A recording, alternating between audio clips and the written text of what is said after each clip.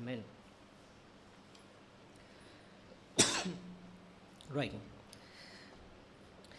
మన జీవితంలో ఎవరన్నా ఏదైనా మేలు చేశారు. మేలు చేసినప్పుడు సాధారణంగా మనం ఏం చేస్తాం? ఏం చెప్తాం? థ్యాంక్స్ అండి అని చెప్తాం కదండి. చిన్న మేలు చేసినా మనం థ్యాంక్ యూ అండి అని చెప్తాం. మరి దేవుడు అబ్రహాంలో జీవితంలో ఎన్నో మేళ్ళు చేశాడు. అబ్రహాము ఏ రీతిగా దేవునికి స్పందించాడు, ఎలాగ కృతజ్ఞత వ్యక్తపరిచాడో 22వ అధ్యాయంలో మనం చూస్తాం. దేవుడు ఎటువంటి మేళ్ళు అబ్రహాము జీవితంలో చేశాడు అని ప్రశ్నిస్తే 21వ అధ్యాయం అంతా కూడా దేవుడు అబ్రహాము జీవితంలో చేసిన మేళ్ళు గురించి రాయబడి ఉంటాయి. ఎన్నో అధ్యాయము? 21లో. 22లో ఏంటంటే మరి అన్ని మేళ్ళు పొందినందుకు ఏ రీతిగా అబ్రహాము స్పందించాడో అది 22వ అధ్యాయంలో మనం చూస్తాం. ఒకసారి 21వ అధ్యాయము చూడండి. అక్కడ అబ్రహాము జీవితంలో ఎటువంటి మేళ్ళు దేవుడు చేశాడో ఇక్కడ కొన్ని మాటలు మనం చూద్దాం. 21వ అధ్యాయం 2వ వచనంలో ఏం జరిగింది? ఎట్లనగా దేవుడు అబ్రహాముతో చెప్పాను, అతని ముసలితనమందు అతనికి కుమారుని కనెను. ఫస్ట్ దేవుడు ఆయన జీవితంలో చేసిన మేలు ఏంటి చెప్పండి? కుమారుని అనుగ్రహించాడు. ఎంతో కాలం 25 సంవత్సరాలు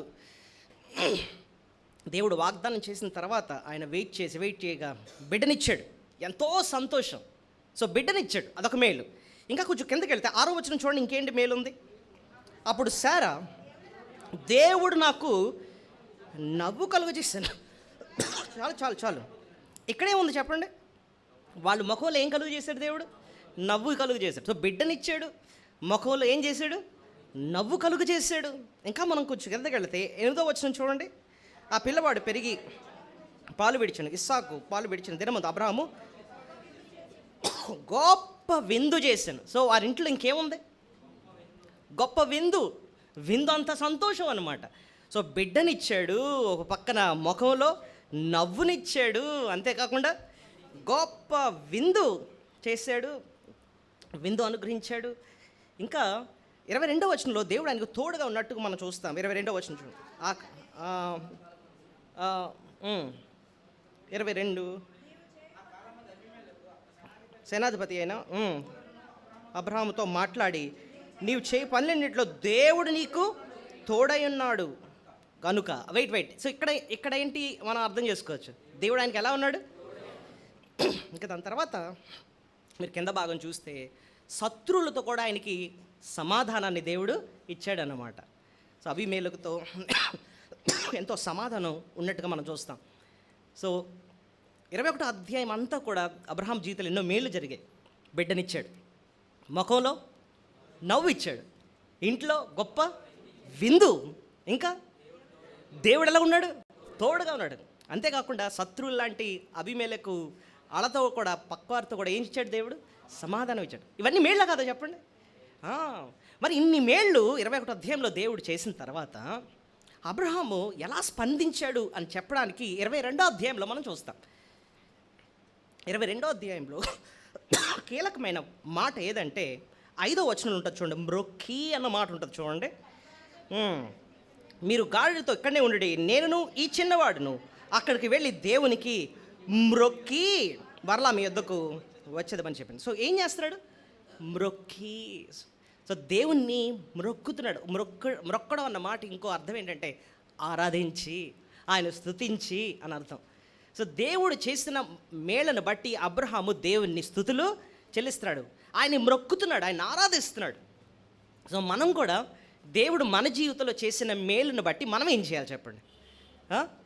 మనకు కూడా దేవుడు ముఖంలో ఎంతో నవ్వు ఇచ్చాడు, ఎంతో సంతోషం ఇచ్చాడు, క్షేమం ఇచ్చాడు, సంతానం ఏంటి, లేకపోతే అభివృద్ధి ఏంటి, అది అన్ని శారీరకమైన ఆత్మీయంగా ఎన్నో మేళ్ళు, గొప్ప రక్షణ, ఆయన ఇచ్చిన దేవునితో మనకిచ్చిన సమాధానం, ఆయన బిడ్డలుగా మనల్ని చేసుకున్నాడు, మన పాపాలని క్షమించాడు, పరలోకాన్ని వారసులుగా మనం చేసుకున్నాడు. వీటన్నిటిని బట్టి కూడా మనము దేవునికి కృతజ్ఞతాస్తుతులు చెల్లించాలి, మ్రొక్కాలి అన్నమాట.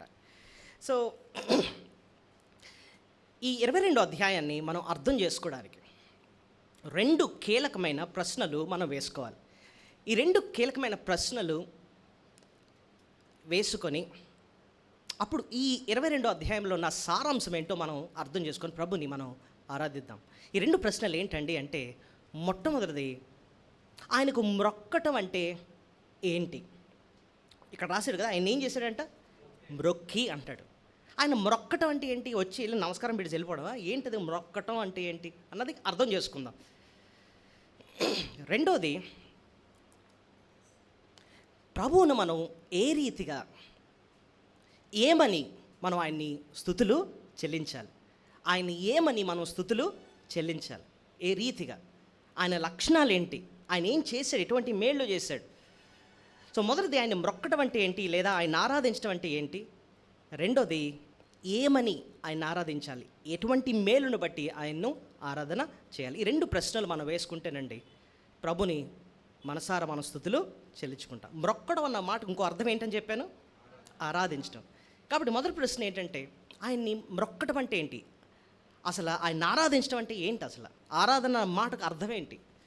రెండోది, మళ్ళీ ఏ రీతిగా, ఏమని, ఎటువంటి మేళ్ళు చేశాడని ఆయన మనము ఆరాధన చేయాలి? ఈ రెండు ప్రశ్నలు మనం వేసుకొని ఈ భాగంలోను నా సత్యాన్ని అర్థం చేసుకుందాం. సో మొట్టమొదటి ప్రశ్న, ఆయన మ్రొక్కటం అంటే ఏంటి? ఆయన ఆరాధించడం అంటే ఏంటి?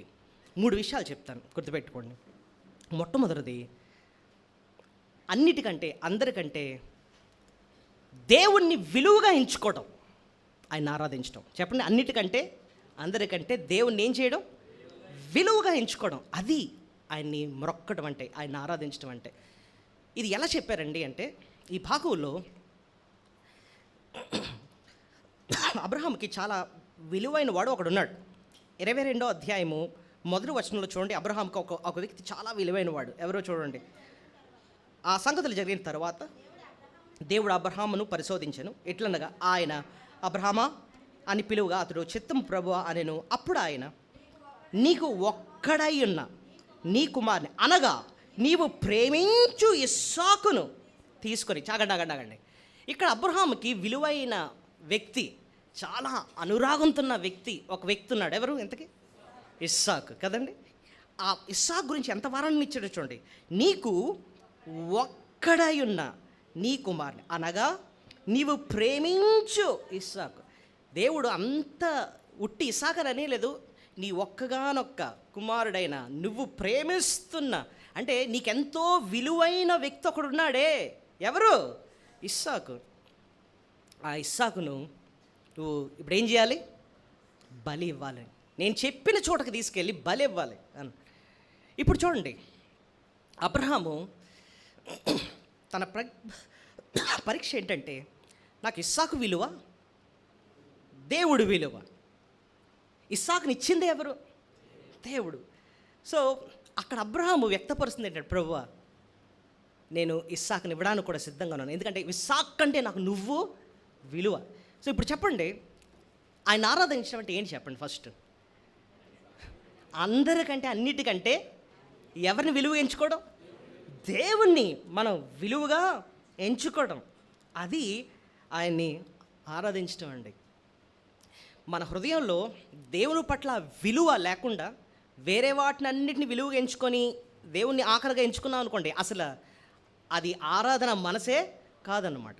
ఆరాధన అంటే నేను ముందు దేవుణ్ణి అందరికంటే అన్నిటికంటే విలువగా ఎంచుకోవడం అనమాట. మనకున్న ఆస్తి కన్నా, మనకున్న కుటుంబం కన్నా, మనకున్న ఆరోగ్యం కన్నా, అందం కన్నా, అన్నిటికంటే ప్రభువా నాకు నువ్వు విలువ నాయన.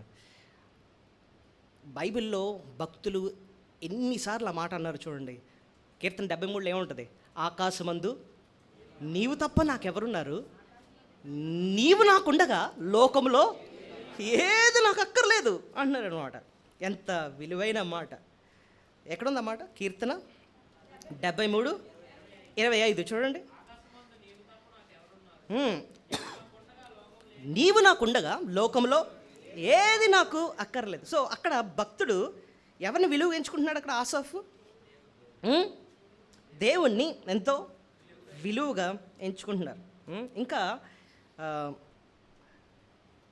మోషే జీవితంలో కూడా అదే చూస్తున్నాం. మోషే హెబ్రీ పత్రిక 11వ అధ్యాయంలో ఆయన ఎవ ఏ ఎవరిని విలువగా ఎంచుకున్నాడో ఇక్కడ చూద్దాం. 11 అధ్యాయము 24 నుంచి. మోషే పెద్దవాడైనప్పుడు విశ్వాసం పడే ఐగుప్తు ధనము కంటే క్రీస్తు విషయమై నింద గొప్ప భాగ్యమని ఎంచుకొని అల్పకాల పాప భోగం అనిపించుట కంటే దేవుని ప్రజలతో శ్రమ అనుభవించుట మేలని యోచించి చాలు. ఇక్కడ ఆయన ఏది విలువగా ఎంచుకున్నాడు చెప్పండి? ఐగుప్తు ధనం కన్నా క్రీస్తు విషయమైన నింద గొప్ప. అంటే ప్రభు కోసం బ్రతకటం, యేసయ్య కోసం బ్రతకటం, అది నాకెంతో విలువ. అంటే ప్రభు ఆయనకి ఎంతో విలువ, దేవుని ప్రజలంటే ఆయనకి ఎంతో విలువ, వాళ్ళతో శ్రమ అనుభవించడం ఎంతో మేలు అని యోచించి ఆసాఫ్ అంటున్నాడు, ఆకాశం మీద నీవు తప్ప ఎవరా, నీవు నాకుండగా లోకంలో ఏది నాకు అక్కర్లేదు. మోషే అంటున్నాడు, నాకు ఐగుప్తి ధనం కంటే నాకు నువ్వు ముఖ్యం, నీ ప్రజలు ముఖ్యం, నీ కోసం శ్రమ పడడం ముఖ్యం అంటున్నాడు. సో ఆరాధన అంటే ఏంటి చెప్పండి? అందరికంటే అన్నిటికంటే ప్రభువుని ఏం చేయడం? విలువగా ఎంచుకోవడం. అబ్రహాం కూడా అదే చేస్తున్నాడు. ప్రభువా, నువ్వు నాకు ఇస్సాకు ఇచ్చావు, ఇస్సాకు అంటే చాలా విలువే నాకు, కానీ అంతకంట నాకు నువ్వంటే నాకు విలువ. నీ తర్వాత ఏదన్నా. పౌలు అదే అంటాడండి, నిన్ను క్రీస్తును ఎరుగు నిమిత్తము సమస్తమును నేను ఎలాగ ఎంచుకున్నాను? పెంటతో ఎంచుకున్నాను నేను, ఆయనంత విలువ నాకు అంటున్నాడు అని. బైబిల్లో కూడా ప్రభు ఒకసారి పేతురుని అదే ప్రశ్నిస్తాడు, వీరికంటే నన్ను ఎక్కువ ప్రేమిస్తున్నావా అంటాడు. ఎక్కడంటే తెలుసా మీకు? యోహాను సువార్త 21 అధ్యాయము, జాన్ 21, యోహాను సువార్త 21:15 చదవండి. యోహాను కుమారుడైన సీమోను, నన్ను ప్రేమించుచున్నావా అడిగాను.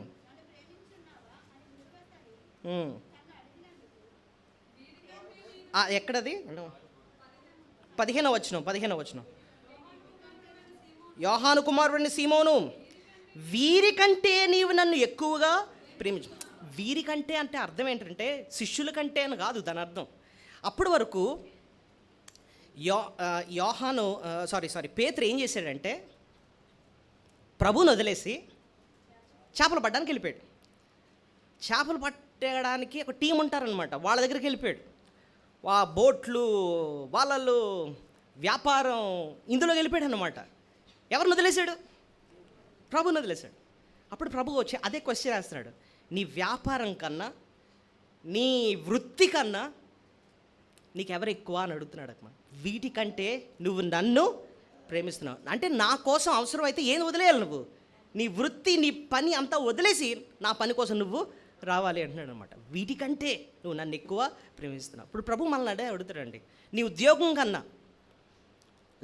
నీ వ్యాపారం కన్నా నన్ను ఎక్కువ ప్రేమిస్తున్నావు. అదేంటి ప్రభు, ఆదివారమే మాకు బాగా వ్యాపారం వస్తుంది, అప్పుడే మాకు బోల్డంతా ఇదవుద్ది నాయన అంటే ప్రభు ఒకటే అంటాడు, వాటికంటే నువ్వు నన్ను ఎక్కువ ప్రేమిస్తున్నావా? నేను విలువేనా? స్నేహితులు ఉన్నారనుకోండి, ఒకటి వచ్చి ఫోన్ చేస్తాడు, ఏమని, అరకు వెళ్దాం ఆదివారం ఉదయం అని అంటాడు. అప్పుడు ప్రభు ఒకటే ప్రశ్న వేస్తాడు, వారికంటే నన్ను ఎక్కువ ప్రేమిస్తున్నావా అని అడుగుతాడు అనమాట. బంధువులు వస్తారు, వాళ్ళు వేసవి సెలవులండి వచ్చేసారు, ఉదయాన్నే వచ్చారు, మమ్మల్ని బీచ్కి తీసుకెళ్ళండి అంటాడు. ఇది ఆదివారం ఉదయం. ప్రభు ఒకటే అంటాడు, వాళ్ళకంటే నువ్వు నాకు ఎక్కువ ప్రేమిస్తున్నావు. యోహాను సువార్త 10వ అధ్యాయంలో ప్రభు శిష్యుల గురించి ఎంత కఠినంగా చెప్తాడు చూడండి ఆ మాట. యోహాను 10:37.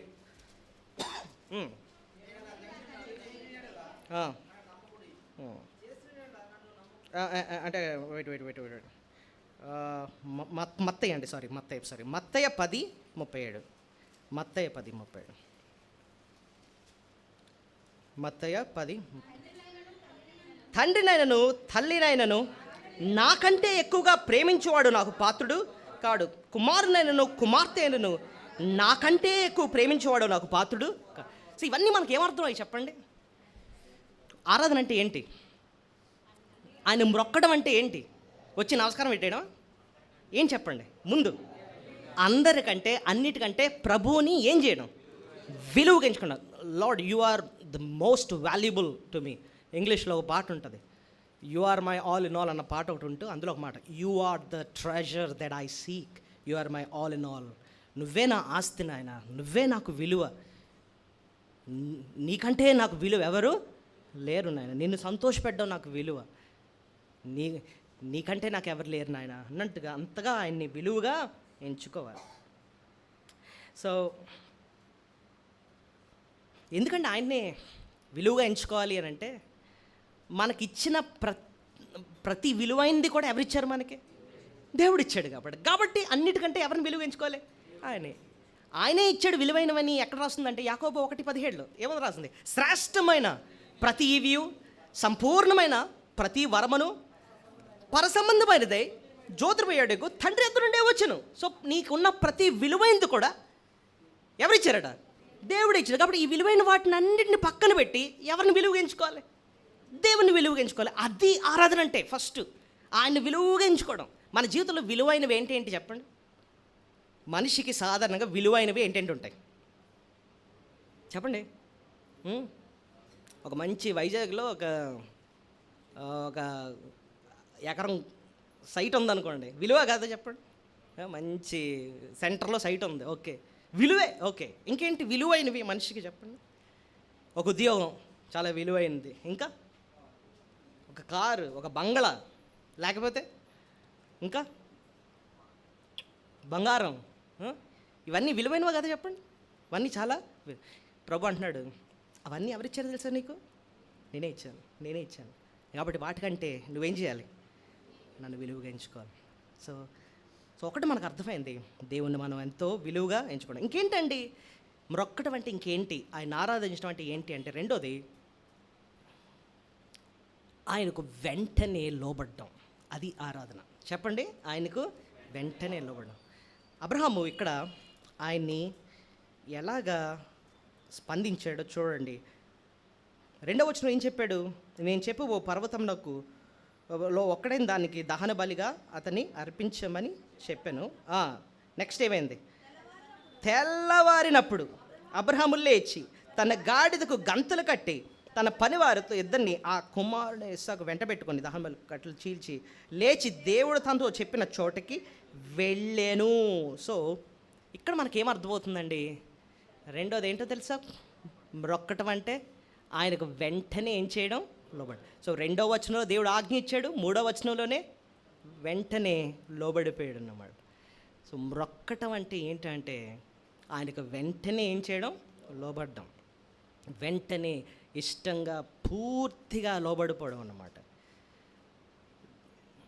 బైబిల్లో అనేక సార్లు ప్రభు ఈ మాట చెప్పాడు, బలులు అర్పించుట కంటే మాట వినుట శ్రేష్టం. సో నిజమైన బలి ఏంటండి? దేవునికి అర్పించే నిజమైన బలి ఏంటంటే ఆయన మాటను ఏం చేయాలట? వినాలి. అది కీర్తన 40 అధ్యాయంలో కూడా ఇదే సత్యం ఉంటుంది చూడండి. ఆయన చిత్తాన్ని నెరవేర్చడమే ఆయన నిజమైన బలి. చూడండి, కీర్తనలు 40 అధ్యాయము 6వ వచనం చదువుతున్నాను. బలులైనను నైవేద్యములైన నీవు కోరట్లేదు, నీవు నాకు చెవులు నిర్మించి ఉన్నావు. దహన బలునైనను పాప పరిహారార్థం బలునైనను నీవు తెమ్మనలేదు. అప్పుడు పుస్తకపు చుట్టలో నన్ను గురించి వ్రాయబడిన ప్రకారము నేను వచ్చి ఉన్నాను. నా దేవ, నీ చిత్తము నెరవేర్చడం నాకు సంతోషము, నీ ధర్మశాస్త్రము నా అంతరంద్రియంలో ఉన్నది. ఈ మాటలు చూసారా? 6వ వచనం అంటున్నాడు, బలులొద్దట, నైవేద్యములట వద్దట దేవునికి, నీవు నాకేం నిర్మించావు? చెవులు నేర్పించాడు. ఆ మాటలకు అర్థం ఏంటంటే నూతన చెవులు ఇచ్చావు, నీ వాక్యాన్ని వినే చెవులు ఇచ్చావు. ఇంతకుముందు వాక్యం అంటే నచ్చేది కాదు, ఇప్పుడు నాకు నచ్చుతుంది, ఎందుకంటే నన్ను నూతనపరిచావు. ఇప్పుడు నెక్స్ట్ ఏం ఇచ్చాడట చూడండి, 7వ వచనం. అప్పుడు పుస్తకపు చుట్టలో నన్ను గురించి వ్రాయబడిన ప్రకారం నేను వచ్చాను. పుస్తకపు చుట్ట అంటే అర్థం ఏంటో తెలుసా? దేవుని వాక్య ప్రకారం ఉన్నట్టు నేను వచ్చాను. ఆయన నా దేవా, నీ చిత్తము నెరవేర్చ నాకు సంతోషం. ఆ పుస్తకపు చుట్టలో ఆ వాక్యములో నీ చిత్తం రాయబడి ఉన్నది. నీ చిత్తము నెరవేర్చడం నాకు సంతోషము, నీ ధర్మశాస్త్రం నా అంతరంగంలో ఉన్నది. అంటే నీ వాక్యాన్ని నా మనసులో పెట్టుకొని దాని ప్రకారంగా నీ చిత్త ప్రకారం నేను జీవిస్తాను. అదే దేవునికి నిజమైన ఆరాధన, నిజమైన బలి. ఇప్పుడు చెప్పండి, ఆరాధన అంటే ఏంటి? మొక్కటం అంటే ఏంటి చెప్పండి? వచ్చి ఇలా నమస్కారం పెట్టి వెళ్ళిపోవడం అంతేనా? ఏంటి అందరికంటే అన్నిటికంటే ఆయన్ని విలువగా ఎంచుకోవడం ఒకటి. రెండు, ఆయనకు వెంటనే లోబడ్డం. రెండు. ఓకే, నేను చాలామందిని ఒక్కొక్కసారి చూస్తూ ఉంటాను, ఏదో చర్చ్ మీద అభిమానంతో ఏం చేస్తారంటే అలా వచ్చినట్టు వచ్చి ఒకసారి ముద్దు పెట్టుకునేలాగా అనుకొని వెళ్ళిపోతూ ఉంటారు అన్నమాట. దేవుడు అది కాదు, ఆయనకు అది కాదు అసలు. అది అభిమానం నుంచి వచ్చేమో కానీ అది దేవుడు అంగీకరించే పద్ధతి కాదు. ఆరాధన మొరక్కటం అంటే ఏంటంటే ముందు ఆయన విలువగా ఎంచుకోవటం. అంతేకాదు ఆయనకి వెంటనే ఇష్టంగా ఏం చేయడం, లోబడ. సగం లోబడ్డా, పూర్తిగా లోబడ్డాడు అబ్రహాము. కత్తి ఎత్తేసాడంటండి ఇంకేకంగా. చూసారా అక్కడ రాసిన, చూసారా 13వ వచనంలో ఆయన 10వ వచనం, అప్పుడు అబ్రహాము తన కుమారుని వధించుటకు తన చెయ్యి చాపి కత్తి పట్టుకొనగా. చూసారా, ఆల్మోస్ట్ అలా ఇంకా లోబడిపోయినట్టే, దేవుడు ఆపకపోయి ఉంటే పడిపోను కత్తి. సో అక్కడ అబ్రహాము పూర్తిగా వెంటనే ఇష్టంగా దేవునికి ఏం చేశాడు, లోబడాడు. అది ఆరాధన అంటే. ఇంకా ఆరాధన అంటే ఏంటి, ఇంకో మాట మీరు మనం జ్ఞాపకం చేసుకోవాల్సింది ఏంటంటే దేవుని వాగ్దానాన్ని నమ్మటం, దేవుని వాగ్దానం మీద విశ్వాసము నమ్మకము ఉంచటం, అది నిజమైన ఆరాధన. అంటే ఏంటో తెలుసా, దేవుడు అబ్రహాంకి వాగ్దానం చేశాడు ఏంటంటే ఇస్సాకు ద్వారానే నీకు సంతానాన్ని ఇస్తాను, నీ సంతానాన్ని ఇసుక రేణుల వలె చేస్తాను. ఎవరి ద్వారా? ఇస్సాకు ద్వారా. అది ఎక్కడ రాస్తుందండి అని అంటే పక్క ముందు పేజీలో ఉంటుంది చూడండి, 21వ అధ్యాయము 12వ వచనం, 21:12.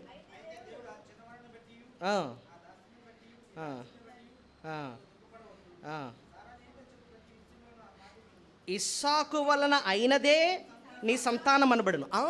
ప్రభు క్లియర్గా ఏం చెప్పాడు చెప్పండి, ఇష్మాయిల్ ద్వారా కాదు, ఇస్సాకు ద్వారానే నీకు సంతానం, ఇస్సాకు వలన అయినదే నీ సంతానం అనబడును. సో దేవుడు క్లియర్గా వాగ్దానం చేశారు ఏంటంటే ఇస్సాకు ద్వారానే నీకు సంతానం కలుగుతుంది. ఇప్పుడే అదే దేవుడు ఇక్కడేం చెప్తున్నాడు, ఇస్సాకుని ఏం చేయాలి, బలిచ్చేయండి అంటున్నాడు. ఇప్పుడు అబ్రహాంకి ఏం డౌట్ రావాలి చెప్పండి, అరే బాబు దేవుడు ఏమన్నాడు, ఇస్సాకు ద్వారా సంతానం వస్తుందని అన్నాడు, ఇప్పుడేం ఇస్సాకుని ఏం చేయమంటున్నాడు, బలి ఇమ్మంటున్నాడు. మరి అంటే ఆయన వాగ్దానాలు పోయినట్టేనా అంటే కాదు. తన విశ్వాసం ఏంటో తెలుసా, ఒకవేళ నేను బలిచ్చిన దేవుడు తన వాగ్దానాన్ని నెరవేర్చడం కోసం అవసరమైతే ఇస్సాకును మళ్ళీ ఏం చేస్తాడు, లేపుతాడు. ఆయన లేపి ఆయన వాగ్దానాన్ని ఏం చేస్తాడు, నెరవేరుస్తాడు. అది ఆయన విశ్వాసం.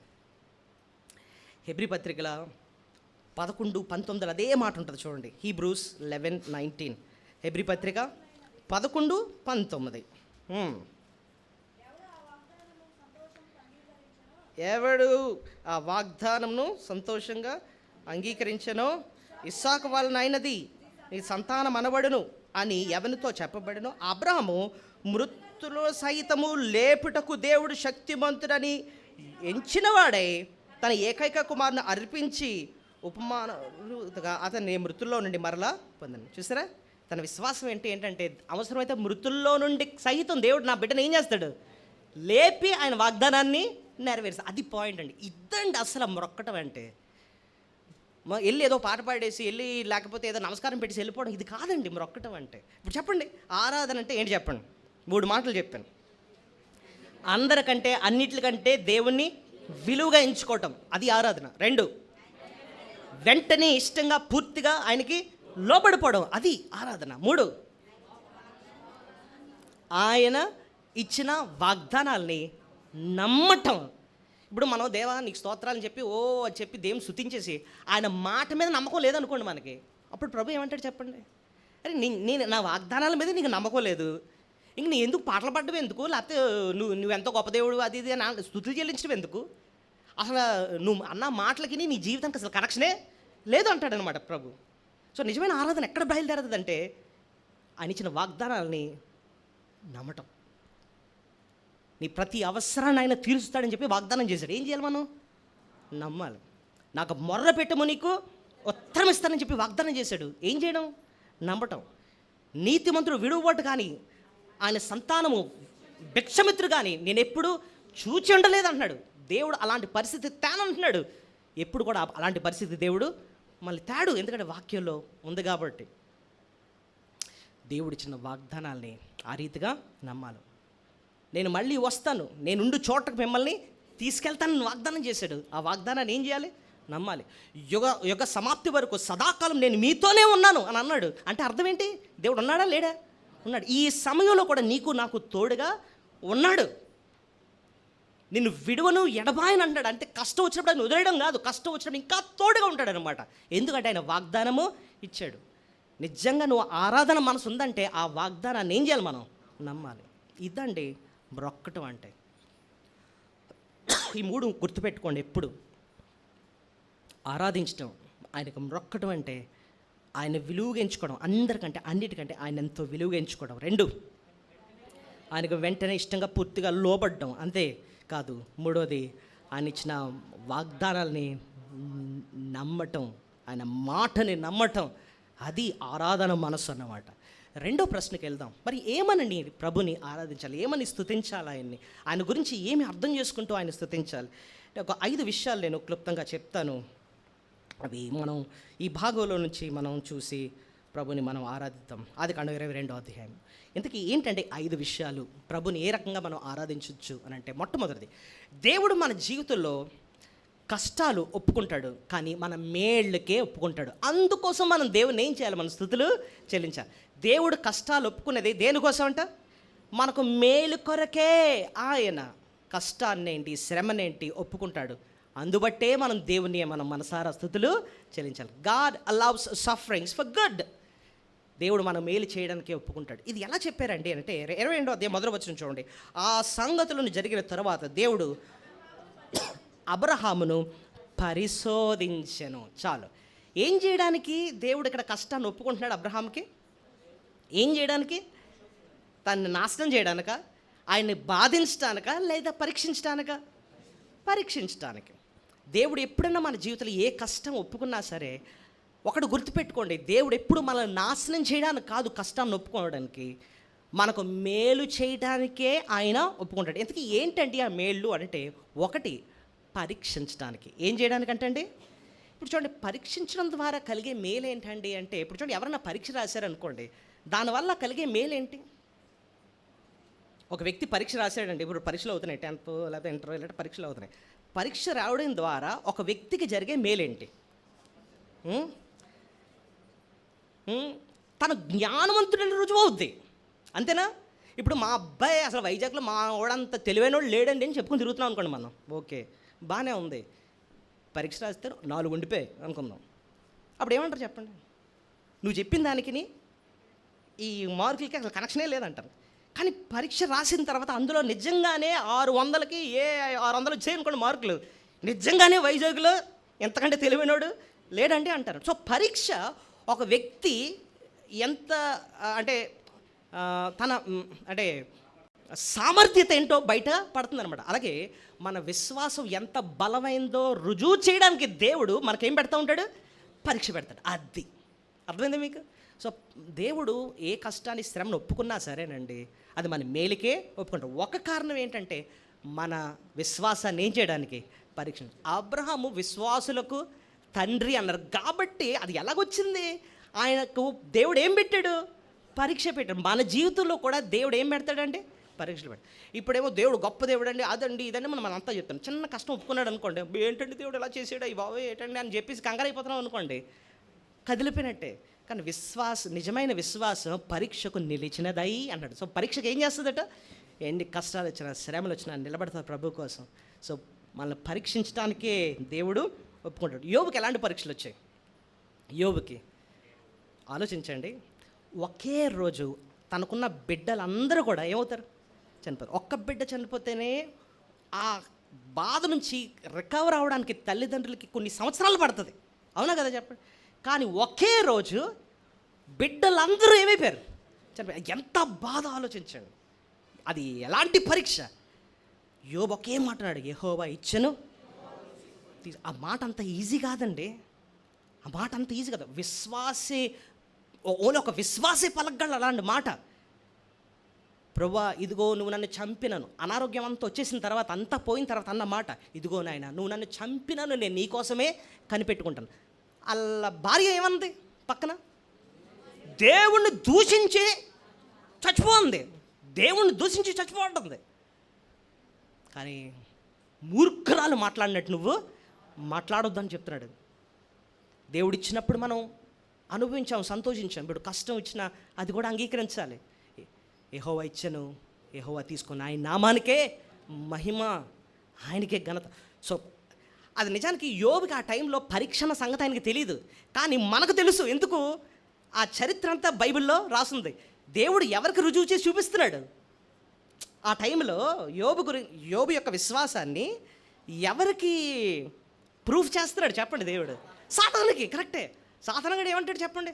నువ్వు ఒక చిన్న కష్టం ఒప్పుకో, నువ్వు కంచేసావు కాబట్టి మనోడు అంత ఇదంటున్నాడు, భక్తి అంటున్నాడు. నువ్వు ఒక్కడు ఒప్పుకో, మొత్తం నిన్నే దూషిస్తాడంటే, సరే ప్రాణం తప్ప మిగిలివన్నీ నేను నీకు అప్పగిస్తున్నాను అన్నట్టుగా కష్టాలన్నీ ఒప్పుకున్నాడు. ప్రాణాన్ని మాత్రం అధికారం ఇవ్వలేదు. కానీ యోబు మాత్రం అలా నిలబడ్డాడు అనమాట. సాతాను ఓడిపోయాడు. సో ప్రభు ఇచ్చే విశ్వాసాన్ని, నిలిచే విశ్వాసం అది మన శ్రమలు రుజువు చేస్తాయి అవి. ఇప్పుడు చూడండి, నేను గొప్ప విశ్వాసం అని చెప్పుకుంటున్నాం అనుకోండి, ఎలా తెలుస్తుంది మనకి మనం గొప్ప విశ్వాసం? కష్టాలు వచ్చినా సరే ప్రభు కోసం నించుంటున్నాం చూసండి, అది ప్రూఫ్ ఏంటంటే వీళ్ళు నిజమైన విశ్వాసులు అని. ఒకసారి ఏమైందంటే బాప్తిసాలు ఇస్తున్నారు. ఇచ్చినప్పుడు ఒక ఆవిడ అప్పుడే బాప్తిజం తీసుకుంది. వాళ్ళ ఇంట్లో ఏకైక విశ్వాసి వచ్చారు, ప్రభు నమ్ముకున్నారు, బాప్తిజం తీసుకున్న తర్వాత సంతోషంగా మీటింగ్ అయిన తర్వాత అక్కడ అంట్లు బోల్డని ఉంటే అంట్లు తోముతున్నప్పుడు జారిపోయి టక్కమని కింద పడిపోయింది ఆవిడ. ఆ జారుడులో మోకాలు ఫ్రాక్చర్ అయిపోయింది. నిజంగానే అప్పుడే బాప్తిజం తీసుకుంది. బాప్తిజం తీసుకున్న గంటలో ఏమైంది? Call fracture. ఎవరైనా ఏమనుకుంటారు చెప్పండి? నేను నా చిన్న వయసులో ఈ బాబు ఇలా జరిగిందంటే ఇంకా దేవుడిని వదిలేస్తుందిరా బాబు అది దాన్ని నేను మనసులో అనుకుంటున్నా. వీడు చెప్తే నమ్మరు. ఈవేళ ఆవిడ గురించి నాకు తెలుసు, చాలా బలమైన విశ్వాసం అనమాట. అంత కష్టం వచ్చినా సరే అలా నిలబడిందంటే దాని అర్థం ఏంటంటే అది ఆ విశ్వాసం తనకు దేవుడిచ్చిన గొప్ప వరము. అది ఎలా ప్రూఫ్ అయిందంటే ఈ కష్టాలు శ్రమల ద్వారా అదేమైంది? రుజువైందన్నమాట. సో ప్రభు ఏదైనా శ్రమ, ఏదైనా కష్టం మన జీవితంలో ఒప్పుకున్నాడంటే అది మన విశ్వాసానికి ఏంటది? పరీక్ష. సో దేవుడు కష్టాన్ని మేలుకే ఒప్పుకుంటాడు, అంతేగాని మనల్ని నాశనం చేయడానికి ఒప్పుకోడు. సో మొట్టమొదటిగా మనం దేవుని ఎందుకండి మనం స్తుతించాలి? దేవుడు ఏ కష్టం ఒప్పుకున్నా మన మేలుకే ఒప్పుకుంటాడు. ఇంకెందుకు కష్టాన్ని ఒప్పుకుంటాడు? ఎవరైనా చెప్పగలరా? ఇంకే కారణాన్ని బట్టి కష్టాన్ని ఒప్పుకుంటాడు?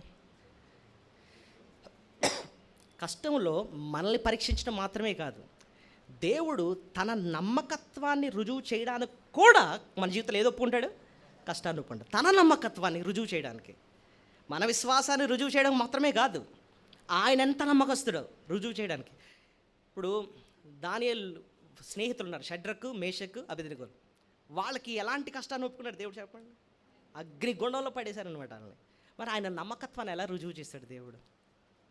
అలాంటి అగ్నిగుండంలో అలా పడేరు, పక్కనే ఎవరున్నారు? ఇంకా దేవుడుండి ఒక్క నిప్పు కూడా వాళ్ళకి తగలకుండా ఆయన ఏం చేశాడు? కాపాడాడు అన్నమాట. అక్కడ ఆయన నమ్మకత్వాన్ని ఏం చేశాడు? రుజువు చేశాడు. కష్టంలో నేను తోడు ఉంటానని అన్నాడు, నిజంగానే వాళ్ళకు తోడు ఉండి కాపాడాడు. కీర్తన 94:19 చూడండి, ఒక మంచి మాట ఉంటుంది. కీర్తన 94:19. కీర్తన 94:19. నా అంతరంగమందు విచారములు హెచ్చగా నీ గొప్ప ఆదరణ నా ప్రాణమునకు నెమ్మది కలుగు చేసిచున్నది. చూసారా? నా అంతరంగమందు విచారములు హెచ్చగా నీ గొప్ప ఆదరణ నా ప్రాణంకి ఏమిచ్చింది? నెమ్మది. ఇప్పుడు నాకు పాయింట్ ఏంటంటే, దేవుని యొక్క గొప్ప ఆదరణ అనుభవించడానికి ఏది అవసరం పడింది ఇక్కడ? ఉట్టి విచారాలు కాదు, హెచ్చైన విచారాలు. చూడండి అక్కడ రాసిన మాట, నా అంతరంగమందు విచారములు హెచ్చగా అంటే అర్థం ఏంటి? ఎక్కువ విచారాలు వచ్చేసాయి, ఎక్కువ కష్టాలు వచ్చేసాయి. అప్పుడు ఏమైంది? నీ గొప్ప ఆదరణ నా ప్రాణం నాకు నెమ్మది కలుగు చేయుచుంది. అక్కడ దేవుని యొక్క నమ్మకత్వం ఎలా రుజువైంది చెప్పండి? ఇప్పుడు దేవుడు మనల్ని ఆదరించేవాడని చెప్తాం. అది ఎప్పుడు ప్రూఫ్ అవుద్ది? నీకు ముందు ఏం రావాలి? విచారాలు వస్తేనే ఆయన యొక్క గొప్ప ఆదరణ అది ఏంటో రుజువు అవుతుంది. ఇప్పుడు మా కారు ఒకటి ఉందండి. మా కారులో మీరు చూస్తే ఎయిర్ బ్యాగ్స్ అని ఉంటాయి, తెలుసా మీకు?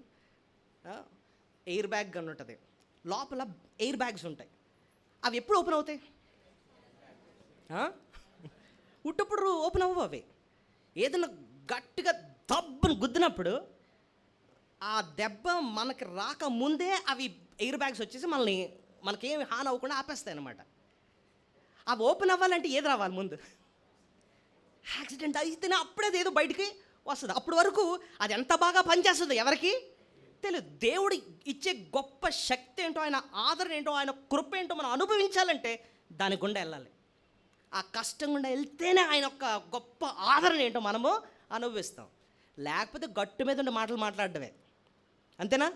గట్టు మీద ఉండి ఎన్ని కబుర్లన్నా చెప్తాం, కానీ నువ్వు నిజంగా అనుభవించావా, రుచి చూచావా ఆయన యొక్క ఆదరణ, ఆయన యొక్క కాపుదల అంటే ఎలా తెలుస్తుందండి? అంటే నువ్వు అందులో నుంచి ఎలా. భక్తుడు అంటాడు, గాఢ అంధకారపు లోయలో నేను సంచరించినను ఏ పామునకు నేను భయపడను. ఎందుకయ్యా? నీవు నాకు ఎలాగున్నావు. ఈయన గాఢాంధకారపు లోయల్లో వెళ్ళాడు కాబట్టే ఆయన తోడు ఉన్నాడు నా సంగతి ఈయనకి అర్థమైంది. ఇప్పుడు చెప్పండి, దేవుడు ఎందుకు కష్టాలు ఒప్పుకుంటాడు? 2 విషయాలు చెప్పాను. ఒకటి, మన విశ్వాసాన్ని పరీక్షించడానికి. రెండోది, ఆయన యొక్క నమ్మకత్వాన్ని కూడా రుజువు చేయడానికి దేవుడు మన జీవితంలో కష్టాన్ని ఒప్పుకోండి. ఇప్పుడు చెప్పండి, శ్రమలు మేలుకా కాదా? అందుకోసం మన దేవుణ్ణి ఏం చేయాలి? స్తుతులు చేయాలి. నిజమైన విశ్వాసాలు అంటండి, నేను ఒక విషయం చెప్తాను. అంటే విశ్వాసులు 3 రకాలు ఉంటారట. విశ్వాసులు ఎంతమంది రకాలు? ఎన్ని రకాలు? ఒకళ్ళు ఏ కష్టం లేనందుకు దేవుని స్తుతిస్తారట. అంటే ప్రభువా మాకు ఏ కష్టాలు లేవనైనా నీకు ఎన్నో వందనాలని చెప్పి దేవుని స్తుతిస్తారట. రెండో రకం, కష్టాలు ఉన్నా సరే ప్రభువా ఉన్నాయి కానీ అయినా నీకు ఎన్నో వందనాలైనా అంటారు. మూడోది ఏంటంటే మూడో బ్యాచ్ ఎవరో తెలుసా అండి? అసలు కష్టాలు ఒప్పుకున్నందుకే దేవుణ్ణి ఏం చేస్తారట? సో దేవా, నువ్వు ఆ కష్టాలు ఒప్పుకున్నావు కాబట్టి నీ గొప్పతనం ఏంటో, నీ ఆదరణ ఏంటో, నీ సహాయం ఏంటో మేము నిజంగా చూసాము నాయన అని చెప్పి కష్టాలు బట్టే దేవుని ఏం చేస్తారు? స్తుతిస్తారండి. మనం ఆ స్థితిలోకి ఎదగాలన్నమాట. మొత్తం మీద మనకు అర్థమైంది ఏంటంటే, దేవుడు ఏ కష్టాన్ని ఏదో ఒప్పుకున్నా అది మన మేలుకే ఆయన ఒప్పుకుంటాడు. ఇంకోటి తెలుసా, పౌలు ఒక మాట అంటాడు, నేను హెచ్చిపోకుండా నిమిత్తము దేవుడు నా జీవితంలో ఏం పెట్టాడు? ఎందుకు ఒప్పుకుంటాడు తెలుసా? ఈసారి దేవుడు కష్టాలు మనము గర్వించకుండా ఉండాలని మన జీవితంలో దేవుడు ఏం పెడతాడు? ముళ్ళు, ఒక కష్టాన్ని పెడతాడు. అది కూడా మన మేలుకే. ఇంకెందుకు పెడతాడండి అని అంటే, ఇంకో విషయం చెప్పనా, మనకు బహుమతి ఇవ్వాలి అంటే, మనల్ని ఆశీర్వదించాలి అంటే మనకు ముందు ఏం పెట్టాలి? పరీక్ష పెట్టాలి, అవునా కదా? ఇప్పుడు మీకు మొదటి రోజుల మీద టెస్ట్ పెడతా ఉంటున్నారండి. టెస్ట్ పెట్టి పాస్ అయితేనే మనకేమొస్తాయి? పుట్టి ఫ్రీగా ఇస్తారా గోల్డ్ మెడల్? ఇప్పుడు ఇండియా మ్యాచ్ అయింది, వరల్డ్ కప్ ఎప్పుడు ఇస్తారు? మ్యాచ్ ఆడాలి, గెలిస్తేనే కొప్పిస్తారు, అంతేనా? అలాగే దేవుడు మన జీవితంలో పరీక్ష పెడతాడు. పరీక్షలో దాటేసావు, ఆ పరీక్ష దాటడానికి కూడా ప్రభు మనకు సహాయము చేస్తాడు. బయటకు వచ్చిన తర్వాత ఖచ్చితంగా మనకేమిస్తాడు? బహుమానం ఇస్తాడు. పరీక్ష తర్వాత ఖచ్చితంగా బహుమానం ఉంటుంది మనకి. దేవుడు విపరీతంగా ఆశీర్వదించేస్తాడు ఆ పరీక్ష తర్వాత. ఎవరిని? అబ్రహాముని. యోబుని రెండంతలుగా దేవుడు ఏం చేశాడు? ఆశీర్వదించాడు. యోసేపుని మొత్తం ఐగుప్తంతా కూడా ఆయనకి మొక్కేటట్టు చేశాడు. సో మన జీవితంలో ఒకటి గుర్తుపెట్టుకోండి, శ్రమలు మేలుకి ఒప్పుకుంటాడు. ఆ శ్రమ పరీక్షకు దాటేసిన తర్వాత దానికి తగ్గ బహుమానాన్ని కూడా దేవుడే ఇస్తాడు, రెండంతలాగా ఇస్తాడు అన్నమాట. రెండో పాఠానికి వెళ్ళిపోదాం. రెండోది, ఇంకెందుకంటే మనం దేవుణ్ణి ఆరాధించాలి. ఒకటే ఫస్ట్ నేర్చుకున్నాం, ఆయన శ్రమ ఒప్పుకుందాం, మన మేలుకి ఒప్పుకుంటాడు అనే విషయాన్ని నేర్చుకున్నాం, అందుబట్టి దేవుని స్తుతించాలి. రెండోది, మన ప్రతి అవసరాన్ని ఆయన తీరుస్తాడు. మన ప్రతి అవసరాన్ని తీరుస్తున్నందుకే మనం దేవుని స్తుతులు చేయాలి. ఆదికాండం 22:7-8 ఈ మాట మనం చూస్తాం.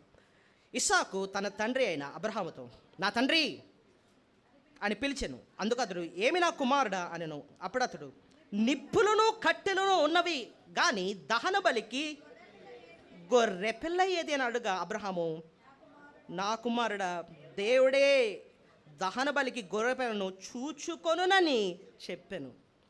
ఈ మాట చాలా జాగ్రత్తగా ఆలోచించాను. ఏమండి, ఇస్సాకు ఒక ప్రశ్న అడుగుతున్నాడు. ఒక తండ్రి గుండెను చీల్చేసే లాంటి ప్రశ్న అది. ఏంటో తెలుసా? తండ్రి, నిప్పులున్నాయి,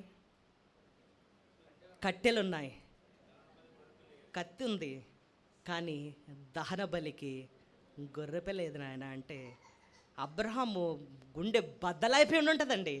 తనకు తెలుసు ఎవరు ఆ బలి, తన కుమారుడే అనే సంగతి తెలుసు. అది ఆ మాట అనలేక, బిడ్డకి చెప్పలేక కుమిలిపోయి ఉంటాడు లోపల. కానీ నీకంటే నాకు ఆయన విలువ నాయన అన్నట్టుగా మనసులో ఉండి దేవుడే చూసుకుంటాడు.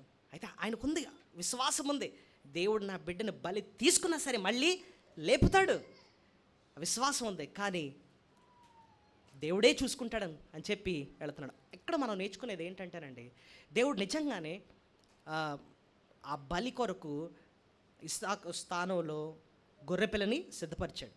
కానీ మనం యెహోవా ఈరే అన్న మాటకి అర్థం చేసుకోవాల్సింది ఏంటంటే, దేవుడు మన ప్రతి అవసరాన్ని కూడా ఆయన తీరుస్తాడు. మన ప్రతి అక్కరను కూడా ఆయన తీర్చే దేవుడు అని అర్థం అన్నమాట.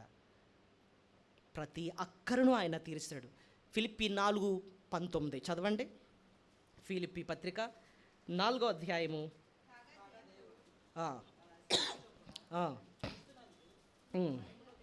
మీ ప్రతి అవసరమును తీర్చును. సో దేవుడు మన ప్రతి అవసరాన్ని ఏం చేస్తాడు? తీరుస్తాడు. మన ప్రతి అక్కరను తీర్చే దేవుడు ఆయన. ఇంతకీ ఏం పదం అది? యెహోవా ఈరే. చెప్పండి అందరూ ఆ మాట, యెహోవా ఈరే. ఒక భక్తుడు హడ్సన్ టైలర్ అని ఒక భక్తుడు ఉన్నాడు. ఆయన పేరు ఏంటంటే హడ్సన్ టైలర్. ఆయన చైనా దేశానికి వెళ్ళి సువార్తను చెప్పాడు. మంచి సువార్త చెప్పాడు ఆయన, హడ్సన్ టైలర్. ఆయన గురించి ఏమైనా చదువుతానంటే చదవండి, మంచిగా సువార్త చెప్పాడు. ఆయన రూమ్లోనండి ఒక ఫోటో ఉంటుంది. ఆ ఫోటోలో హెబ్రీ భాషలో 2 లెటర్స్ ఉంటాయన్నమాట. పైన ఒక పేరు, కింద ఒక పేరు, 2 పేర్లు హెబ్రీ భాషలో ఉంటాయి. ఈ 2 పేర్లు ఏంటండి అంటే, ఒకటి ఎబెనైజర్ అని రాయించుకున్నాడు, రెండోది యెహోవా ఈరే అని రాయించుకున్నాడు. ఎబెనైజర్ అంటే ఏంటి అర్థం?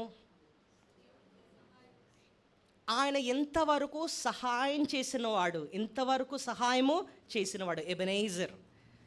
యెహోవా ఈరే అంటే అర్థం ఏంటి? ఇక మీదట ఆయనే చూసుకుంటాడు అని అర్థం. ఇంతవరకు సహాయం చేసిన దేవుడు ఇలా వదిలేడు, ఇక మీదట కూడా ఆయనే నాకు సహాయము చేస్తాడు. ఎబెనైజర్, యెహోవా ఈరే, 2 మాటలు మర్చిపోకూడదు. యెహోవా ఈరేగా ఆయన మన ప్రతి అవసరాన్ని ఆయన తీర్చే దేవుడు ఉన్నాడు. అయితే ఒకటండి, ఎప్పుడండి దేవుడు మన ప్రతి అవసరాన్ని తీరుస్తాడు? మనం ఎలా పడితే అలా ఉంటే ఆయన తీరుస్తూ ఉంటాడా అండి? ఎప్పుడు ఆయన మన అవసరాన్ని తీరుస్తాడు? ఎవరైనా చెప్పగలరా? ఒకటి, వెయిట్ అబ్రహాముని దేవుడు ఒక స్థలానికి వెళ్ళి అక్కడ బలి ఇవ్వమని చెప్పాడు. వెంటనే లోబడ్డాడు, దేవుడు తన అవసరాన్ని కూడా తీర్చాడు.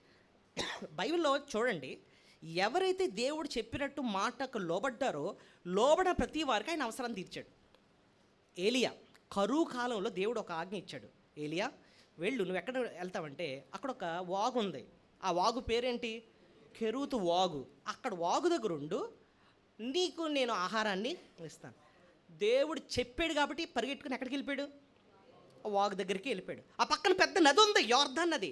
అది చెప్పలేదు దేవుడు. ఎక్కడికి వెళ్ళమని చెప్పాడు? ఒక వాగు దగ్గరికి వెళ్ళమని చెప్పాడు. దేవుడు చెప్పినట్టు అక్కడికే వెళ్ళిపోయాడు. మరి అదికి తెలివి ఉండుంటే దేవుడికి సలహా ఇచ్చిన, ప్రభు వాగు అయితే ఎండిపోతుంది, నేను యోర్దాన్ నది దగ్గరికి వెళ్తాను. అలాగుంటుంటే దేవుడు కాకులతో ఆహారం పెట్టకపోయి ఉన్నాడు. దేవుడు ఎక్కడ చెప్పాడో అక్కడికి ఏలియా ఏం చేశాడు? వెళ్ళిపోయాడు. వాగు దగ్గరికి వెళ్ళాడు, అంతే చూస్తున్నాడు. అంతే, ఏ వచ్చేస్తున్నాయి? కాకులు వచ్చేసి చక్కగా ఆహారాన్ని ఇస్తున్నాయి. వాగులో సమృద్ధి నీరు, అది నీరు నిజంగానే ఎండిపోయింది. తర్వాత దేవుడు ఇంకో మాట చెప్పాడు, సారేపతికి వెళ్ళు. ఎక్కడికి వెళ్ళు? సారేపతికి వెళ్ళు, అక్కడ నేను నిన్ను పోషిస్తాను అని అన్నాడు అనమాట. సారేపతి అంటే అర్థం ఏంటంటే వేడిమి గల స్థలం. చెప్పండి. అంటే దాని అర్థం ఏంటంటే ఆ స్థలంలో అసలు నీరే ఉండదట. కానీ దేవుడు ఎక్కడికి వెళ్ళమన్నాడు? సారేపతికి వెళ్ళు. అసలే కరువు అంటే నీళ్ళు లేని స్థలం, అక్కడికి వెళ్ళు అని అంటున్నాడు. కానీ నిజంగానే చెప్పినట్టు వెళ్ళాడు. ఏం జరిగింది? ఒక విధవరాలుతో దేవుడు తను ఏం చేశాడు? పోషించాడు. దేవుడు చెప్పినట్టు నువ్వు చేస్తా ఉంటే ఆయన యెహోవా ఈరేగా నీ ప్రతి అవసరాన్ని ఆయన తీరుస్తాడు. That's true. మన జీవితంలో విధేయత లేకపోతే మాత్రం ఆయన మన అవసరాన్ని తీర్చడండి. అవిధేయత చూపిస్తూ దేవునికి లోబడకుండా నా ఇష్టం వచ్చినట్టు ఉంటానంటే ఆ యెహోవా ఈరే అనేది పోగొట్టుకుంటాం మనం. ఆయన చెప్పినట్టు లోబడతా ఉంటేనండి ఆయన మన ప్రతి అవసరాన్ని ఆయన తీరుస్తాడు. ఇంకోటి తెలుసండి, ఆయన తీరుస్తాడు. మరి ఇంకా తీర్చలేదు ఏంటంటే ఆయనకు లోబడుతున్నాం అంటే ఆయన టైం రావాలి. ఇప్పుడు మరియా అడిగింది, వీళ్ళకి ద్రాక్షారసలు ఏదైనా చేయను ఆయన అంటే ప్రభు వెంటనే ఏమన్నాడు చెప్పండి? అమ్మ నాతో నీకేం పని, నా సమయం ఇంకనో అంటే అర్థం ఏంటి? నా సమయం వచ్చినప్పుడు ఖచ్చితంగా చేస్తాను. ఆయన టైం రావాలి. ఆయన టైం వచ్చినప్పుడు ఖచ్చితంగా ఆయన సహాయము చేస్తాడు. మనం కనిపెట్టాలి అన్నమాట.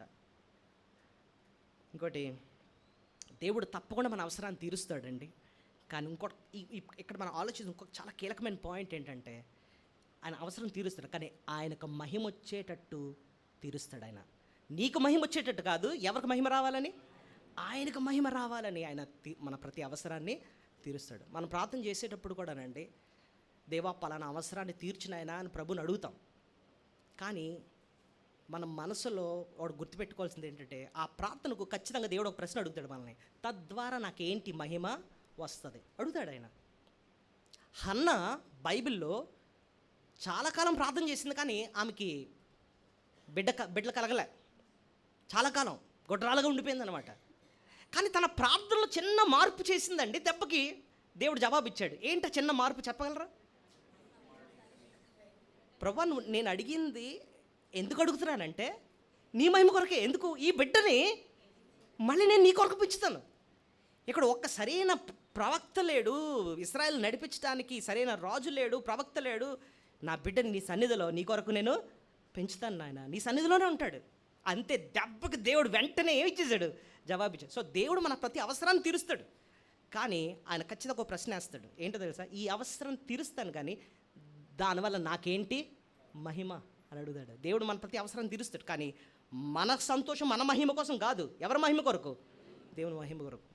సపోజ్ నువ్వు, ప్రభా నాకు ఉద్యోగం లేదు నాయన, నాకు మంచి ఉద్యోగం రావాలి, కనీసం ₹1,00,000 రావాలి నాయన, ఏది శాలరీ నెలకి ₹1,00,000. ప్రభు వెంటనే అడుగుతాడు చెప్పండి? నువ్వు అడిగింది ఇస్తాను కానీ దాని ద్వారా నాకేంటి మహిమ? అప్పుడు దానికి నువ్వు ఇచ్చే జవాబు ఏమై ఉండాలి? ప్రభా నువ్వు నిజంగా ఇస్తే నీ పరిచర్య కోసం వాడతాను తండ్రి, ఎందుకంటే నీ పరిచర్యకు నేను సపోర్ట్ చేయాలంటే నాకు అంత ఆదాయం వస్తేనే కానీ నేను చేయలేను ఆయన. నిజంగా ఆ క్లారిటీ నువ్వు దేవుడికి ఇచ్చావంటే ఖచ్చితంగా దేవుడు ఏం చేస్తాడు? నువ్వు అడిగింది ఇస్తాడండి ఆయన. మనం భోగాల నిమిత్తం అడిగితే మాత్రం ఇవ్వడేమో కానీ ఆయన మహిమ కొరకు అడిగితే మాత్రం ఖచ్చితంగా ఇస్తాడు. దేవ నాకు మంచి ఆరోగ్యం ఆయన అంటాడు అని అడిగావు దేవుని, ఖచ్చితంగా ఇస్తాడు ఆయన. కానీ ఇప్పుడు ఆయన ఒకటే అడుగుతాడు, ఎందుకు నీకు అంత ఆరోగ్యం, దేనికోసం అని అంటాడు. అప్పుడు నువ్వేం వాళ్ళ జవాబు? దేవా నిజంగా ఆరోగ్యం ఇస్తే నీ కొరకు నేను బ్రతుకుతాను అంటే, నీ పరిచర్య నమ్మకంగా చేస్తాను. ఖచ్చితంగా దేవుడు మనకు జవాబు ఇస్తాడు ఆయన. కానీ యెహోవా ఈరేగా ఒకటండి, ఆయన మన అవసరాలన్నీ తీరుస్తాడు. అది రెండో పాయింట్. మూడో పాఠం, ఇస్సాకు స్థానంలో దేవుడు, ఇస్సాకు బలి అవ్వాల్సింది, తన స్థానంలో ఒక గొర్రె పిల్లను అనుగ్రహించాడు. అలాగే దేవుడు మనం మరణించాలి, మనం శిక్ష పొందాలి, కానీ మన స్థానంలో ఆయన కుమారుణ్ణే మనకు అనుగ్రహించాడు. అందుబట్టే మనం దేవుని ఎంతో మనం స్తుతులు చెల్లించాలి. ఇది 13వ వచనం చూడండి, 22:13 చాలా కీలకమైన మాట. అప్పుడు అబ్రహాము కన్నులెత్తి చూడగా పొదలో కొమ్ములు తగులుకొని ఉన్న ఒక పొట్టేలు వెనుక తట్టున కనబడెను. అబ్రహాము వెళ్ళి ఆ పొట్టేలును పట్టుకొని తన కుమారునికి మారుగా పెట్టి దహన బలిగా అర్పించను. మారుగా అన్న మాటకు అర్థం ఏంటో తెలుసా? మారుగా అంటే అర్థం ఏంటో తెలుసా? తన కుమారునికి మారుగా అన్నాడు. మారుగా అంటే అర్థం ఏంటి? తన స్థానంలో అని అర్థం. తన స్థానంలో అంటే ఇస్సాకు మరణించాల్సింది, ఇస్సాకు స్థానంలో ఏది మరణించింది? గొర్రెపిల్ల మరణించింది. కానీ మార్కు సువార్త 10:45 ఇక్కడ చూడండి, ఇక్కడ ఎవరికి మారుగా ప్రభు మరణించాడు? మనిషి కుమారుడు పరిచారము చేయించుకొనుటకు రాలేదు కానీ పరిచారము చేయుటకును అనేకులకు ప్రతిగా విమోచన క్రయదముగా తన ప్రాణాన్ని ఇచ్చుటకు వచ్చెను. అనేకులకు ఏం మాట ఉంది అక్కడ? ప్రతిగా. ఇక్కడేం చూసాం? మారుగా. అక్కడున్న మాట ఏంటి? మారుగా అన్న ప్రతిగా అన్న ఒకటి. అంటే మన స్థానంలో ఇంకోళ్ళు వచ్చి శిక్షను భరించటం. మన పాపాన్ని బట్టి మనం పాపశిక్ష భరించాలి. పాపశిక్ష నిత్య నరకాగ్ని గుండం. కానీ యేసయ్య ఈ లోకానికి వచ్చింది ఎందుకండి? మనం చేసిన ప్రతి పాపానికి ఆయన శిక్షను భరించాడు. చేతులతో ఎన్నో పాపాలు చేసాం, ప్రభు మేకులు కొట్టించుకున్నాడు. కాళ్ళతో పరుగులెట్టాం పాపాలు చేయడానికి, మేకు కొట్టించారు. కొరడా దెబ్బలు తిన్నాడు, ముళ్ళ కిరీటాన్ని పెట్టారు. ఆఖరికి ఆయన మరణించాడు, సమాధి చేయబడ్డాడు అన్నమాట. ఇవన్నీ ఎందుకండి అంటే మన స్థానంలో మన బదులు ఆయన శిక్షను భరించాడు. దేవుడు మన స్థానంలో ప్రభు మరణించినందుకే మనం ఆయన ఎంతో మన స్తుతులు చెల్లించాలి. యోహాన్ అంటాడు, లోక పాపాలు మోసుకొని పోవు దేవుని గొర్రెపిల్ల ఆయన. ఇస్సాకు స్థానంలో ఒక గొర్రెపిల్ల ఎలాగైతే మరణించిందో మన స్థానంలో లోక పాపాలు మోసుకొని పోవు దేవుని గొర్రెపిల్లగా ప్రభు మన కొరకు ప్రాణము పెట్టాడు. అది 3వ పాఠం మనం నేర్చుకున్నాం.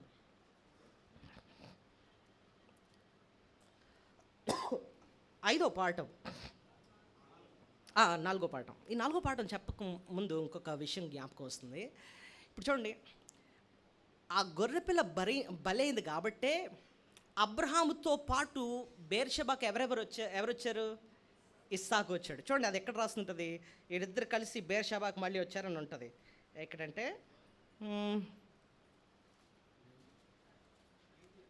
19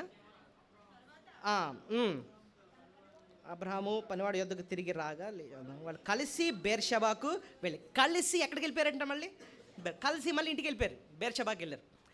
ఏది బలి అయింది కాబట్టి? గొర్రెపిల్ల బలి అయింది కాబట్టి. నిజంగా గొర్రెపిల్ల బలి అవ్వకపోయి ఉంటే ఎవరు మరణించును? ఇస్సాకు మరణించును. ఒక్కళ్ళే వెళ్తారు ఎక్కడికి? బేర్షెబాకి, అంతేనా? కానీ గొర్రెపిల్ల బలి అయింది కాబట్టి ఇద్దరు కలిసి వెళ్ళారు. ఇప్పుడు ప్రభు మన కోసం మరణించాడు కాబట్టి ప్రభు తిరిగి లేచిన ప్రభుతో పాటు ఎవరెవరు పరలోకానికి వెళ్తారు అంటే హెబ్రీ పత్రిక 2:10 చూడండి, ఎంత మంచి మాట ఉంటుందో. హెబ్రీ పత్రిక 2:10. హెబ్రీ పత్రిక 2:10. హెబ్రీ పత్రిక హీబ్రూస్ చాప్టర్ 2:10. ఎవని నిమిత్తము సమస్తము ఉన్నవో, ఎవని వలన సమస్తము కలుగుతున్నాయి. ఇప్పుడు చూడండి, ఆయన అనేకులైన కుమారులను మహిమకు తెచ్చుచుండగా వారి రక్షణకర్తను శ్రమల ద్వారా సంపూర్ణంగా చేయుట ఆయనకు తగును. ఈ మాటలకు అర్థమేంటో తెలుసా? అనేకులైన కుమారులను మహిమకు తెచ్చుచుండగా. ఎక్కడ తీసుకెళ్తున్నాడంటే ఈయన? మహిమ అంటే అర్థమేది? పరలోకంకి. సో గొర్రెపిల్ల బలైంది కాబట్టి ఇస్సాకు బేర్షెబాకు వచ్చాడు. ప్రభు మన కోసం ప్రాణం పెట్టాడు కాబట్టి మనందరం ఇప్పుడు ఎక్కడికి వెళ్తున్నాం? పరలోకానికి వెళ్తున్నాం. అర్థమైందా మీకు? ప్రభు కానీ ప్రాణం పెట్టకపోయి ఉంటే మనము నరకానికి వెళ్ళిపోదాం అన్నమాట. సో ప్రభు మన స్థానంలో బలి అవుట ద్వారా మనం పాప శిక్ష నుంచి తప్పింపబడమే కాదు, పరలోకానికి వారసులము అయ్యాం. 4వ పాఠం నేర్చుకుందాం. ఇస్సాకు ఇష్టంగా బలి అవ్వడానికి అప్పగించుకున్నాడు. అలాగే యేసు ప్రభు ఇష్టంగా తన ప్రాణాన్ని మన కొరకు అర్పించుకున్నాడు. ఇది 4వ పాఠం. ఇస్సాకు ఇష్టంగానే బలి అవ్వడానికి అప్పగించుకున్నాడు. అలాగే యేసు ప్రభు కూడా ఇష్టంగానే తను తాను అప్పగించుకున్నాడు. ఇప్పుడు నేను ఒక ప్రశ్న అడుగుతాను. ఇస్సాకు బలి అవుతాడు అన్న విషయం ఇస్సాకు ఎప్పుడు తెలిసిందే? ఒక క్వశ్చన్ వేసాడు, నాన్న నిప్పులున్నాయి, కట్లున్నాయి, కత్తి ఉంది కానీ ఏం లేదు, బలి గొర్రెపిల్ల లేదే అని అంటే దేవుడే చూసుకుంటాడని అన్నాడు. ఇద్దరు కలిసి 3 రోజులు ప్రాణమే వెళ్ళారట. బేర్షెబా నుంచి ఆ మోరియా పర్వతంకి వెళ్ళాలంటే 3 రోజులు పడుతుంది. వెళ్ళారు.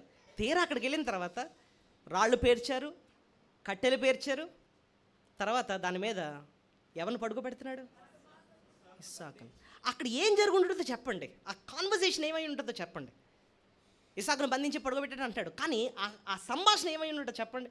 ఇస్సాకు చూస్తూ ఉంటాడు, గొర్రెపెళ్ళేది నాన్న అని అడుగుతూ ఉంటాడేమో తండ్రిని. అప్పుడు తండ్రి ఇలా చూస్తుంటాడు, కళ్ళు పెట్టి చూస్తుంటాడు. నాకు తెలిసి కళ్ళ నీళ్ళు వచ్చేస్తూ ఉంటున్నాయేమో. చెప్పి, నాన్న దేవుడే నిన్ను బలి ఇవ్వమన్నాడు. ఎలా ఉంటుందో చెప్పండి ఇస్సాక్కి.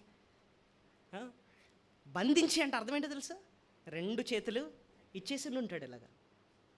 ఏమంటే ఆ టైంలో ఇస్సాకు చిన్న పిల్లోడా, లేకపోతే కొంచెం తెలివి ఉన్న వ్యక్తేనా? తెలివి ఉన్న వ్యక్తి. ఎందుకు ఎంత క్లియర్ క్వశ్చన్ వేస్తున్నాడు, నాన్న బలి ఇవ్వడానికి ఇవన్నీ ఉండాలి కదా, కానీ ఇది లేదేంటి అని చెప్పి అడుగుతున్నాడు. సో నాకు తెలిసి చాలా తెలివి ఉన్న వ్యక్తే. అవసరమైతే వాదించవచ్చు.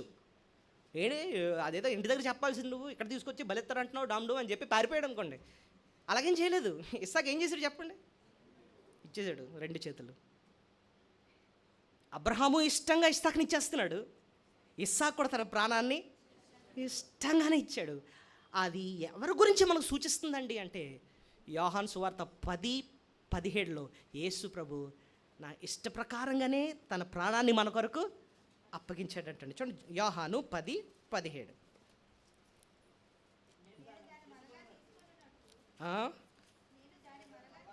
నేను మరలా తీసుకున్నట్లు నా ప్రాణాన్ని పెట్టుచున్నాను, ఇందువల్లే నా తండ్రి నన్ను ప్రేమించున్నాడు. ఎవడునూ నా ప్రాణం తీసుకొనడు, నా అంతట నేనే దాన్ని పెట్టుచున్నాను, నాని పెట్టకు నాకు అధికారం కలదు. చూడండి, నా అంతట నేనే పెట్టుచున్నాను అంటే అర్థం ఏంటంటే, ఇష్టంగా నా ప్రాణాన్ని అప్పగిస్తున్నాను. ఇంకోటి తెలుసా అండి, తన తండ్రి అయిన దేవుని వర్షన్ ఏంటంటే, తండ్రి అయిన దేవుని గురించి యెషయా గ్రంథం 53:10 ఆయన కూడా ఇష్టంగా తన కుమారుణ్ణి ఆయన నలగొట్టాడంటండి. యెషయా 53:10 అతని నలుగొట్టుటకు యెహోవాకు ఇష్టమాయను అంటున్నాడు అనమాట. సో తండ్రి ఇష్టంగా తన కుమారుని అర్పించాడు, కుమారుడు కూడా ఇష్టంగా మన కొరకు తన ప్రాణాన్ని పెట్టాడు. ఇక్కడ అబ్రహాం ఇస్సాకులో అదే చూస్తున్నాం. ఇష్టంగా తన కుమారుణ్ణి ప్రభుకి బలి ఇచ్చేయడానికి ముందుకు వచ్చేసాడు. ఇస్సాకు కూడా ఇష్టంగా తన ప్రాణాన్ని ఇచ్చేయడానికి, బలి అయిపోవడానికి ఇష్టపడుతున్నాడు అనమాట. ప్రభు మన కొరకండి ఇష్టంగా తన ప్రాణాన్ని ఇవ్వడానికి అర్పించుకున్నాడు. ఎందుకోసం అండి అని అంటే, ఒకే ఒక కారణం, నిన్ను నన్ను ఎంతో ఆయన ప్రేమిస్తున్నాడు కాబట్టి, నిన్ను నన్ను రక్షించడానికి తన ప్రాణాన్ని మన కొరకు ధారపోసాడు. ఆఖరిగా 5వ విషయం చెప్పి నేను ముగిస్తాను. దేవుడు వాగ్దానాన్ని ఇచ్చి నెరవేర్చే దేవుడు. దేవుడు ఏం చేస్తాడట? వాగ్దానం చేసి నెరవేరుస్తాడు. ఇది ఎలా చెప్పగలరండి అంటే,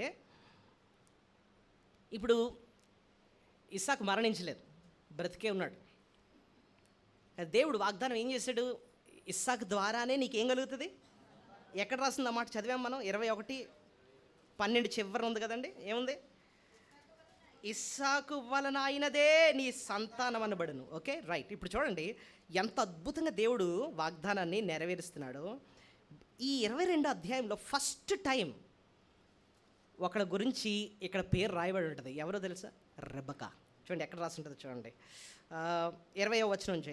ఆ సంగతులు జరిగిన తరువాత అబ్రాహాము తెలుపబడింది, మిల్కా అను, ఇక్కడ ఎక్కడ ఉంటుంది అంటేనండి 22లోన రెబెకా అన్న పేరు ఉంటుంది చూడండి. 22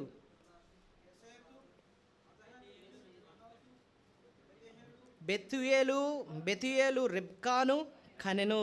సో ఫస్ట్ టైం ఎవరి పేరు ఉంది ఇక్కడ?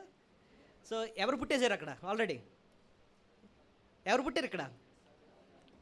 ఎవరు పుట్టారు ఇక్కడ 22వ వచనంలో? రెబ్కా ఎవరండి? ఎందుకు? ఇస్సాకుకు భార్య. సో దేవుడు ఇస్సాకుని జతపరచడానికి, ఆ రీతిగా ఆయన వాగ్దానాన్ని నెరవేర్చడానికి ఆల్రెడీ ఎవరిని సిద్ధపరుస్తున్నాడు? ఇక్కడ రెబ్కాని సిద్ధపరుస్తున్నాడు ఆయన వాగ్దానాన్ని నెరవేర్చడానికి.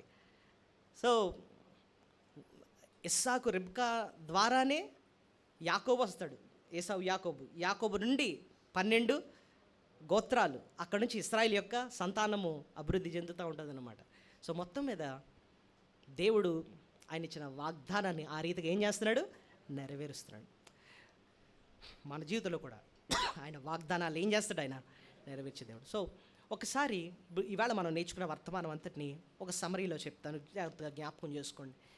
ముందుగా మనం ఏం నేర్చుకున్నాము అంటే ఆరాధన అంటే ఏంటి, మొక్కడం అంటే ఏంటి అని చెప్పి మూడు పాయింట్స్ నేర్చుకున్నాం. ఏంటంటే నేర్చుకున్నాం, అందరికంటే అన్నిటికంటే దేవుణ్ణి విలువగా ఎంచుకోవడం, అది రెండోది. వెంటనే ఇష్టంగా ఆయనకి లోబడిపోవడం, మూడోది. ఆయన ఇచ్చిన వాగ్దానాల్ని నమ్మటం, అది ఆరాధన. అది అసలైన మొక్కటం అంటే. ఇవి లేకుండా ఆయనకి మొక్కేయడం అంటే అది అజ్ఞానం అన్నమాట. రెండోది, మరి ఏమనండి మనం ఆయన ఆరాధించాలి? 5 విషయాలు చెప్పాను. ఏంటంటే ఆయన మన జీవితంలో ఏ కష్టం ఒప్పుకున్నా సరే, ఏ కష్టం ఒప్పుకున్నా అది మన మేలుకే ఒప్పుకుంటాడు. రెండోది, యెహోవా ఈరేగా మన ప్రతి అవసరాన్ని ఆయన తీరుస్తాడు. మూడోది,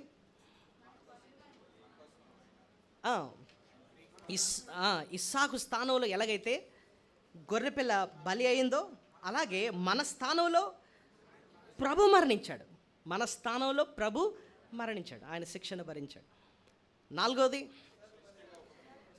ఇస్సాకు ఇష్టంగా బలి అవ్వడానికి ఇష్టంగా అర్పించుకున్నాడు. అలాగే యేసు ప్రభు కూడా మన కొరకు ఇష్టంగానే తన ప్రాణాన్ని అప్పగించుకున్నాడు, శిక్షకు అప్పగించుకున్నాడు. తండ్రి కూడా తన కుమారుని ఇష్టంగానే బలి ఇవ్వడానికి ఆయన అంగీకరించాడు. సో ఐదో పాఠం ఏం నేర్చుకున్నామంటే ఆయన వాగ్దానం చేస్తాడు, వాగ్దానాన్ని నెరవేరుస్తాడు. ఇస్సాకును బ్రతికించాడు కాదు, ఇస్సాకు కొరకు రెబ్కాని ఏర్పాటు చేస్తున్నాడు. అప్పుడే జన్మించింది రెబ్కా. సో ఆ రీతిగా దేవుడు వాగ్దానాన్ని ఏం చేస్తాడు, ఆయన నెరవేరుస్తాడు. సో ఈ మాటలన్నీ కూడా మనం మనసులో పెట్టుకొని మనము ఆరాధించుకుందాం. దయచేసి అందరం